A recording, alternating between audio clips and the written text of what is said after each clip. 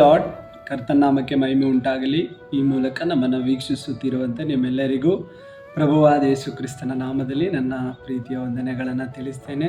ಇಷ್ಟು ದಿನಗಳ ಕಾಲ ನಮ್ಮ ವಾಯ್ಸ್ ಮಾತ್ರ ನೀವು ಕೇಳ್ತಾ ಇದ್ರಿ. ಈ ದಿನ ನಾವು ನಿಮ್ಮೊಂದಿಗೆ ಲೈವಲ್ಲಿ ಬಂದು ಈ ರೀತಿಯಾಗಿ ನಿಮ್ಮೊಂದಿಗೆ ವಾಕ್ಯವನ್ನು ಹಂಚಿಕೊಳ್ಳಿಕ್ಕೆ ದೇವರು ಕೃಪೆ ಕೊಟ್ಟಿದ್ದಾರೆ. ದೇವರ ಚಿತ್ತ ಆಗಿರೋದಾದರೆ ಮುಂದಿನ ದಿನಗಳಲ್ಲಿ ಇದೇ ಪ್ರಕಾರ ನಿಮ್ಮೊಂದಿಗೆ ವಾಕ್ಯವನ್ನು ಸಾರಿ ಹೇಳಲಿಕ್ಕೆ ದೇವರು ಕೃಪೆ ಕೊಡಲಿ.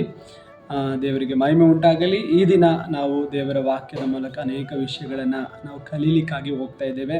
ದೇವರು ನಮ್ಮೊಂದಿಗೆ ಅನೇಕ ವಿಷಯಗಳನ್ನು ಕಲಿಸಲಿ ಎಂಬುದಾಗಿ ದೇವರ ವಾಕ್ಯ ನೀವು ಪ್ರತಿದಿನ ಕೇಳಿ ಬಲ ಹೊಂದ್ಕೊಳ್ತಾ ಇದ್ದೀರಿ ಎಂಬುದಾಗಿ ನಾನು ನಂಬ್ತೇನೆ. ನೀವು ತೋರಿಸುವಂಥ ಆಸಕ್ತಿಯನ್ನು ನೆನೆಸಿ ನಾನು ದೇವರಿಗೆ ಮಹಿಮೆ ಸಲ್ಲಿಸ್ತೇನೆ. ಕಾರಣ ನೀವು ವಾಕ್ಯವನ್ನು ಕೇಳುವುದರಲ್ಲಿ ತುಂಬ ಆಸಕ್ತರಾಗಿದ್ದೀರಾ. ದೇವರು ನಿಮ್ಮೆಲ್ಲರನ್ನ ಆಶೀರ್ವದಿಸಲಿ.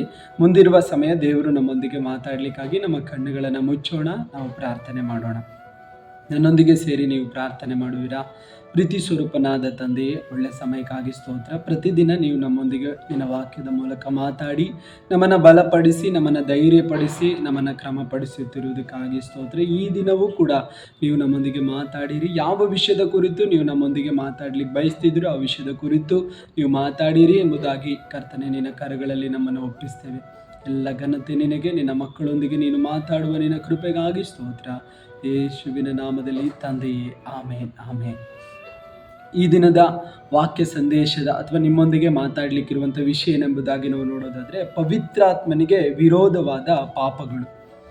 ಪರಿಶುದ್ಧಾತ್ಮನಿಗೆ ವಿರೋಧವಾದ ಪಾಪಗಳು ಯಾವ್ಯಾವುದು ಎಂಬುದಾಗಿ ನಾವು ದೇವರ ವಾಕ್ಯದ ಮೂಲಕ ಒಂದೊಂದಾಗಿ ನಾವು ತಿಳಿದುಕೊಳ್ಳುತ್ತಾ ಹೋಗೋಣ. ಪರಿಶುದ್ಧಾತ್ಮನಿಗೆ ವಿರೋಧವಾದ ಪಾಪಗಳು ನಾವು ಮಾಡ್ತಾ ಇದ್ದೇವಾ, ಬಿಡ್ತಾ ಇದ್ದೇವಾ ಅಥವಾ ಮಾಡ್ತಾ ಇಲ್ವಾ ಅನ್ನೋದು ನೀವು ಈ ವಾಕ್ಯಗಳನ್ನು ಕಲಿಯುವಾಗಲೇ ನಿಮ್ಮ ಜೀವಿತದಲ್ಲಿ ನಿಮ್ಮನ್ನು ನೀವು ಪರೀಕ್ಷಿಸಿಕೊಳ್ಳಿ. ಯಾವ ವಿಷಯದ ಕುರಿತು ನೀವು ಒಳಗಾಗಿದ್ದೀರೋ ಆ ವಿಷಯದ ಕುರಿತು ಹೊರಬರಲಿಕ್ಕೆ ದೇವರು ನಿಮಗೆ ಸಹಾಯ ಮಾಡಲಿ. ಪರಿಶುದ್ಧಾತ್ಮನಿಗೆ ವಿರೋಧವಾದ ಪಾಪಗಳು. ಒಂದು ವಾಕ್ಯವನ್ನು ಓದಿಕೊಳ್ಳೋಣ. ಮತ್ತಾಯನು ಬರೆದ ಸುವಾರ್ತೆ 12ನೇ ಅಧ್ಯಾಯ 31ನೇ ವಚನ. ಆದ ಕಾರಣ ನಿಮಗೆ ಹೇಳುತ್ತೇನೆ, ಮನುಷ್ಯರಿಗೆ ಮಾಡುವ ಪ್ರತಿಯೊಂದು ಪಾಪಕ್ಕೂ ದೂಷಣೆಗೂ ಕ್ಷಮಾಪಣೆ ಉಂಟಾಗುವುದು, ಆದರೆ ಪವಿತ್ರಾತ್ಮನಿಗೆ ದೂಷಣೆ ಕ್ಷಮಾಪಣೆ ಇಲ್ಲ. ನೋಡ್ಬೋದು. ಮತ್ತೊಂದು ಆವರ್ತಿ ನಾನು ಓದ್ತೇನೆ. ಆದ ಕಾರಣ ನಿಮಗೆ ಹೇಳುತ್ತೇನೆ, ಮನುಷ್ಯರು ಮಾಡುವ ಪ್ರತಿಯೊಂದು ಪಾಪಕ್ಕೂ ದೂಷಣೆಗೂ ಕ್ಷಮಾಪಣೆ ಉಂಟಾಗುವುದು, ಆದರೆ ಪವಿತ್ರಾತ್ಮನ ದೂಷಣೆಗೆ ಕ್ಷಮಾಪಣೆ ಇಲ್ಲ. ನಾವು ನೋಡ್ಬೋದು. ಹಾಗಾದರೆ ಮೊದಲನೇದಾಗಿರುವಂಥದ್ದು ದೂಷಿಸುವಂಥ ಪಾಪ, ಪರಿಶುದ್ಧಾತ್ಮನನ್ನು ನಾವು ದೂಷಿಸುವಂಥದ್ದು. ಅಂದಿನ ಕಾಲದಲ್ಲಿ ಪ್ರಭುವಾದ ಯೇಸು ಸ್ವಾಮಿ ಪರಿಶುದ್ಧಾತ್ಮ ಭರಿತನಾಗಿ ಅನೇಕ ವಿಷಯಗಳನ್ನು ಬೋಧಿಸುವಾಗ ಅಂದಿನ ಪಂಡಿತರಾಗಿರುವಂಥ ಶಾಸ್ತ್ರಿಗಳು, ಫರಿಸಾಯರು ಪರಿಶುದ್ಧಾತ್ಮನ ಮಾತುಗಳನ್ನು ದೂಷಿಸ್ತಾ ಇದ್ರು. ಪರಿಶುದ್ಧಾತ್ಮನಿಂದ ಬರುವಂಥ ಮಾತುಗಳನ್ನು ನಿರಾಕರಿಸ್ತಾ ಇದ್ರು, ದೂಷಿಸಿ ಮಾತಾಡ್ತಾ ಇದ್ರು. ಇದು ದೆವ್ವದ ಮಾತುಗಳು ಎಂಬುದಾಗಿ ಕೂಡ ಹೇಳ್ತಾ ಇದ್ರು. ಇವನು ದೆವ್ವದ ಸಹಾಯದಿಂದ ಈ ಕಾರ್ಯಗಳನ್ನು ಮಾಡ್ತಾನೆ ಎಂಬುದಾಗಿ ಕೂಡ ದೂಷಣೆ ಮಾಡ್ತಾ ಇದ್ರು. ದೂಷಿಸಿ ಭೇದವನ್ನು ಹುಟ್ಟಿಸ್ತಾ ಇದ್ರು. ಇವನು ದೇವರ ಬಲದಿಂದಲ್ಲ, ದೇವರ ಆತ್ಮನಿಂದಲ್ಲ, ಇವನು ತನ್ನ ಸ್ವಂತ ಇಷ್ಟದಿಂದ ಸೈತಾನನ ಬಲದಿಂದ ಬಿಡಿಸ್ತಾ ಇದ್ದಾನೆ ಎಂಬುದಾಗಿ ಯೇಸು ಸ್ವಾಮಿಯನ್ನು ಅಥವಾ ತನ್ನೊಳಗಡೆ ವ್ಯಾಪರಿಸಿ ಬಿಡುಗಡೆ ಕೊಡ್ತಿದ್ದಂಥ ಪರಿಶುದ್ಧಾತ್ಮನನ್ನು ದೂಷಿಸ್ತಾ ಇದ್ರು. ದೂಷಣೆ ಪರಿಶುದ್ಧಾತ್ಮನಿಗೆ ನಾವು ಮಾಡುವಂಥ ದೂಷಣೆ. ಪ್ರಿಯರೇ, ಪರಿಶುದ್ಧಾತ್ಮನಿಗೆ ವಿರೋಧವಾದ ಪಾಪ ಮೊದಲನೇದಾಗಿ ಯಾವುದಾಗಿದೆ ಅಂದರೆ ಪರಿಶುದ್ಧಾತ್ಮನನ್ನು ದೂಷಿಸುವಂಥದ್ದು. ಈಗ ನಾವು ನೋಡ್ಬೋದು, ಪರಿಶುದ್ಧಾತ್ಮ ಭರಿತರಾಗಿ ಅನೇಕ ಸೇವಕರು ಕರ್ತನ ನಾಮಕ್ಕಾಗಿ ಉಪಯೋಗಿಸಲ್ಪಡ್ತಾರೆ. ಅನೇಕ ಸತ್ಯವಾಕ್ಯಗಳನ್ನು ನಮಗೆ ಬೋಧಿಸ್ತಾರೆ. ಅವ್ರನ್ನೆಲ್ಲ ದೂಷಣೆ ಮಾಡೋದು ಅದು ಪರಿಶುದ್ಧಾತ್ಮನೇ ದೂಷಿಸಿದ ಅನುಭವಕ್ಕೆ ಆಗಿರ್ತದೆ. ಹಾಗಾದರೆ ಒಂದನೇದಾಗಿ ಪರಿಶುದ್ಧಾತ್ಮನಿಗೆ ವಿರೋಧವಾದ ಪಾಪ ದೂಷಿಸುವಂಥದ್ದು ಯಾರನ್ನ? ಪರಿಶುದ್ಧಾತ್ಮನ. ಎರಡನೇದಾಗಿ ನಾವು ನೋಡ್ಬೋದು ಅಪೊಸ್ತಲರ ಕೃತ್ಯಗಳು ಅಂದರೆ 7ನೇ ಅಧ್ಯಾಯ. ಅಪೊಸ್ತಲರ ಕೃತ್ಯಗಳು 7ನೇ ಅಧ್ಯಾಯಕ್ಕೆ ಬರುವಾಗ 7ನೇ ಅಧ್ಯಾಯದ 51ನೇ ವಚನ, 7ನೇ ಅಧ್ಯಾಯದ 51ನೇ ವಚನನ ನಾವು ಓದಿಕೊಳ್ಳೋದಾದರೆ ನಾವು ನೋಡ್ಬೋದು. ಅಲ್ಲಿ ಹೀಗೆ ಬರೆಯಲ್ಪಟ್ಟಿದೆ, 51ನೇ ವಚನ. ಚಂಡಿಗಳೇ, ಮನಶುದ್ಧಿ ಕಣಶುದ್ಧಿ ಇಲ್ಲದವರೇ, ನಿಮ್ಮ ಪಿತೃಗಳು ಹೇಗೋ ಹಾಗೆಯೇ ನೀವು ಯಾವಾಗಲೂ ಪವಿತ್ರಾತ್ಮನನ್ನು ಎದುರಿಸುವವರಾಗಿದ್ದೀರಿ. ಪರಿಶುದ್ಧಾತ್ಮನನ್ನು ಎದುರಿಸುವವರಾಗಿದ್ದೀರಿ. ಪ್ರತಿಭಟಿಸುವುದು ಅಂದರೆ ಪರಿಶುದ್ಧಾತ್ಮನ ಮಾತಿಗೆ ಎದುರಾಗಿ ಮಾತಾಡುವಂಥದ್ದು. ಇಲ್ಲಿ ನೋಡ್ಬೋದು, ಸ್ತೇಫಾನನು ಪರಿಶುದ್ಧಾತ್ಮ ಭರಿತನಾಗಿ ಅಲ್ಲಿರುವಂಥ ಸಭಾ ಹಿರಿಯರ ಮುಂದೆ ಮಾತಾಡ್ತಾ ಇದ್ದಾನೆ, ಹೆಚ್ಚು ಮಾತಾಡ್ತಾ ಇದ್ದಾನೆ, ಅಂಥ ಚರಿತ್ರೆಯನ್ನು ಆಧಾರ ಮಾಡಿಕೊಂಡು ಮಾತಾಡ್ತಾ ಇದ್ದಾನೆ. ಆದರೆ ಇದನ್ನೆಲ್ಲ ಅಲ್ಲಿರುವ ಜನರು ಏನು ಮಾಡ್ತಾ ಇದ್ದಾರೆ ಅಂದರೆ ವಿರೋಧಿಸ್ತಾ ಇದ್ದಾರೆ, ಎದುರಿಸಿ ಮಾತಾಡ್ತಾ ಇದ್ದಾರೆ. ಅಂದರೆ ಪರಿಶುದ್ಧಾತ್ಮನಿಗೆ ಪ್ರತಿಭಟಿಸುವುದು, ಅದಕ್ಕೆ ವಿರೋಧವಾಗಿ ನಿಲ್ಲುವಂಥದ್ದು ಎರಡನೇದಾಗಿರುವಂಥದ್ದು. ಮೂರನೇದಾಗಿ ಪರಿಶುದ್ಧಾತ್ಮ ದೇವರಿಗೆ ವಿರೋಧವಾದ ಪಾಪ ಯಾವುದು ಅಂತ ನಾವು ನೋಡೋದಾದರೆ, ಮೂರನೇದಾಗಿ ಅದೇ ಅಪೊಸ್ತಲರ ಕೃತ್ಯಗಳು 5ನೇ ಅಧ್ಯಾಯಕ್ಕೆ ನಾವು ಬರುವಾಗ ಅಲ್ಲಿ 9ನೇ ವಚನದಲ್ಲಿ ಹೀಗೆ ಬರೆಯಲ್ಪಟ್ಟಿದೆ, ಆಗ ಪೇತ್ರನು ಆಕೆಗೆ, ನೀವಿಬ್ಬರು ಕರ್ತನ ಆತ್ಮನನ್ನು ಪರೀಕ್ಷಿಸುವುದಕ್ಕೆ ಯಾಕೆ ಒಡಂಬಟ್ಟಿರಿ ಎಂಬುದಾಗಿ ನಾವು ನೋಡ್ತೇವೆ. ಅಂದರೆ ಪೇತ್ರ ಹೇಳ್ತಾ ಇದ್ದಾನೆ, ಕರ್ತನ ಆತ್ಮನನ್ನು ಪರೀಕ್ಷಿಸುವುದಕ್ಕೆ ಯಾಕೆ ನೀವು ಒಡಂಬಟ್ಟಿರಿ ಎಂಬುದಾಗಿ.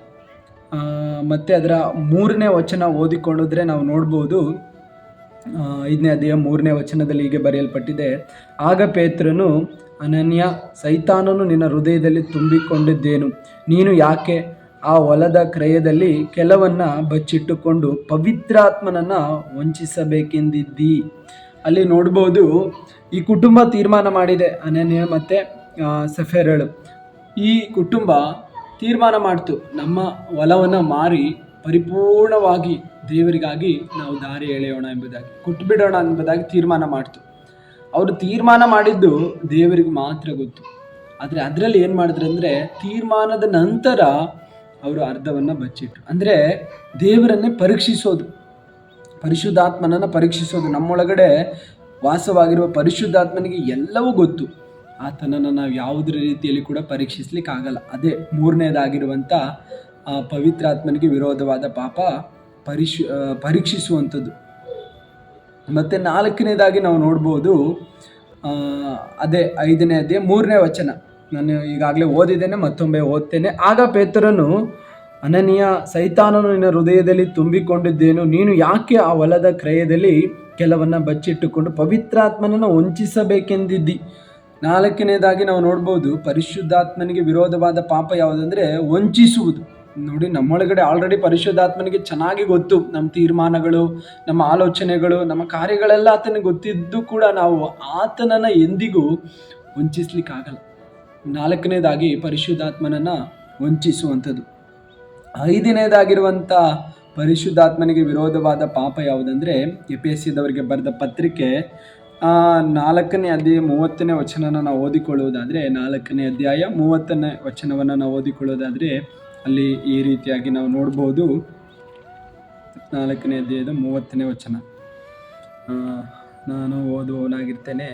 ದೇವರ ಪವಿತ್ರಾತ್ಮನನ್ನು ದುಃಖಪಡಿಸಬೇಡಿರಿ, ಆತನಲ್ಲಿಯೇ ವಿಮೋಚನೆಯ ದಿನಕ್ಕಾಗಿ ಮುದ್ರೆ ಹೊಂದಿದ್ದೀರಲ್ಲ. ದುಃಖಪಡಿಸೋದು, ಪವಿತ್ರಾತ್ಮನಿಗೆ ವಿರೋಧವಾದ ಪಾಪಗಳಲ್ಲಿ ನಾವು ಎಷ್ಟನೇದಾಗಿ 5ನೇದಾಗಿ ನೋಡ್ತಾ ಇದ್ದೇವೆ, ದುಃಖಪಡಿಸೋದು.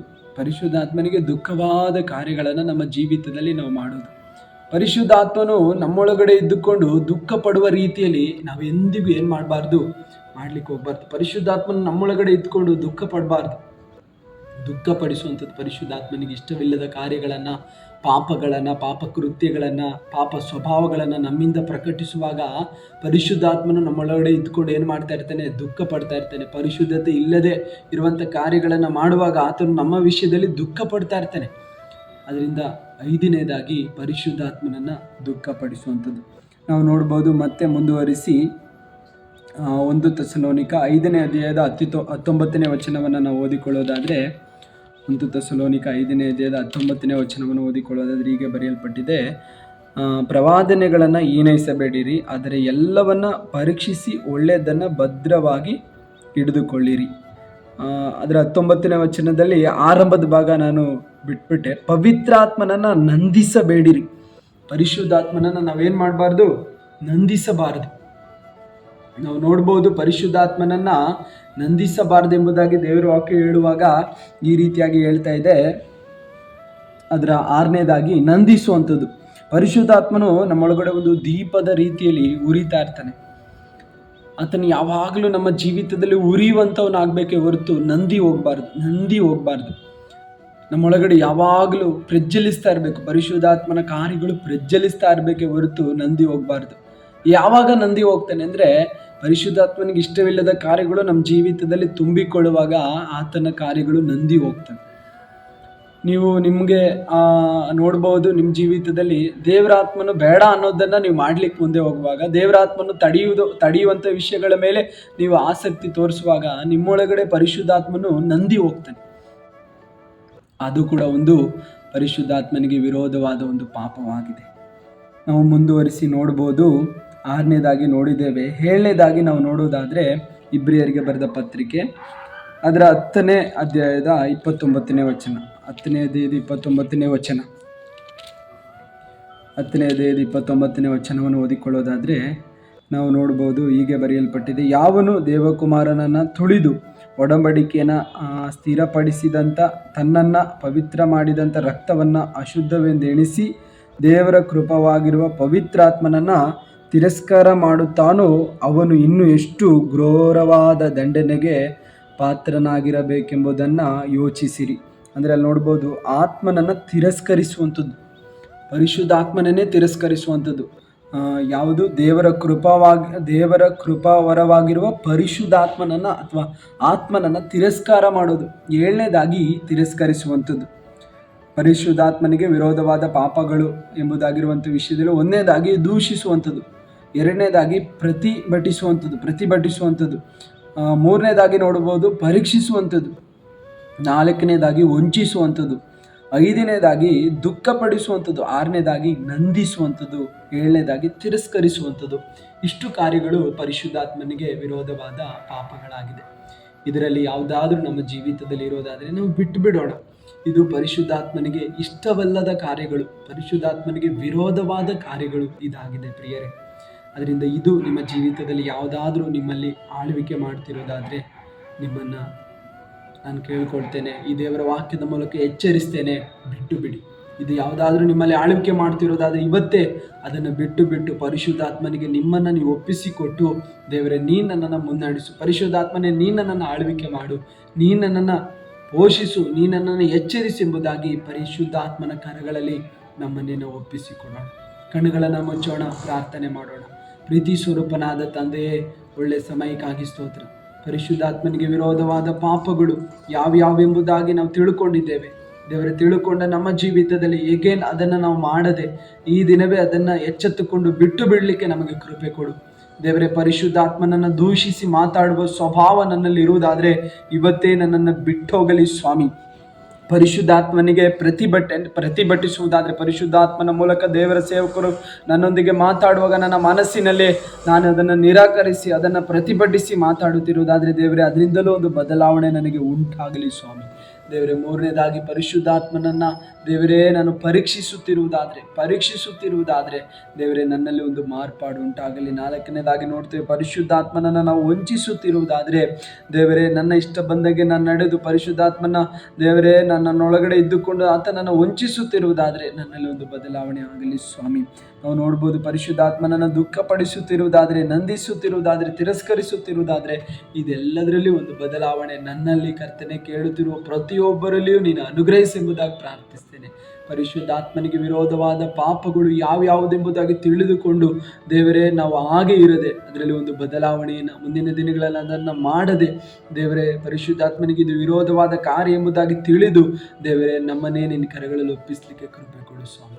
ಪ್ರಾರ್ಥನೆ ಕೇಳಿದಕ್ಕಾಗಿ ಸ್ತೋತ್ರ. ಎಲ್ಲ ಘನತೆ ನಿನಗೆ, ಯೇಸುವಿನ ನಾಮದಲ್ಲಿ ತಂದೆಯೇ, ಆಮೇನ್ ಆಮೇನ್. God bless you. ದೇವರು ಈ ವಾಕ್ಯದ ಮೂಲಕ ನಿಮ್ಮನ್ನು ಆಶೀರ್ವದಿಸಲಿ. ನೀವು ಕೇಳಿದ ಹಾಗೆ ಅನೇಕರು ಈ ವಾಕ್ಯನ ಕೇಳಲಿಕ್ಕಾಗಿ ಅನೇಕರಿಗೆ ನೀವು ಕಳಿಸಿಕೊಡಿರಿ. ಹಾಗೆ ನಮ್ಮ ಪ್ರತಿದಿನ ಗೂಗಲ್ ಮೀಟ್ನಲ್ಲಿ ನಡೆಯುವಂಥ ಪ್ರಾರ್ಥನೆಗಳಿಗೆ ನೀವು ಜಾಯ್ನ್ ಆಗಬೇಕಾದಲ್ಲಿ ಕೆಳಗೆ ವಾಟ್ಸಪ್ ಲಿಂಕ್ ಇದೆ, ನೀವು ಅದರಲ್ಲಿ ವಾಟ್ಸಪ್ ಗ್ರೂಪ್ಗೆ ಜಾಯ್ನ್ ಆಗ್ಬೋದು. ಅದರ ಮೂಲಕ ನಿಮಗೆ ಪ್ರತಿದಿನ ಗೂಗಲ್ ಮೀಟ್ನಲ್ಲಿ ನಡೆಯುವಂಥ ಮಧ್ಯರಾತ್ರಿ 3 ಗಂಟೆಗೂ ಮತ್ತು ಸಂಜೆ 7:30 8 ಮುಕ್ಕಾಲಿಗೂ ಪ್ರತಿ ಮಂಗಳವಾರ ಕುಟುಂಬಕ್ಕೋಸ್ಕರ ಇರುವಂಥ ಪ್ರಾರ್ಥನೆ, ಈ ಎಲ್ಲ ಪ್ರಾರ್ಥನೆಗಳಿಗೂ ಕೂಡ ನೀವು ಅಲ್ಲಿ ನಿಮಗೆ ಗ್ರೂಪಲ್ಲಿ ಲಿಂಕ್ ಸಿಕ್ಕುವಂಥದ್ದಾಗಿರ್ತದೆ.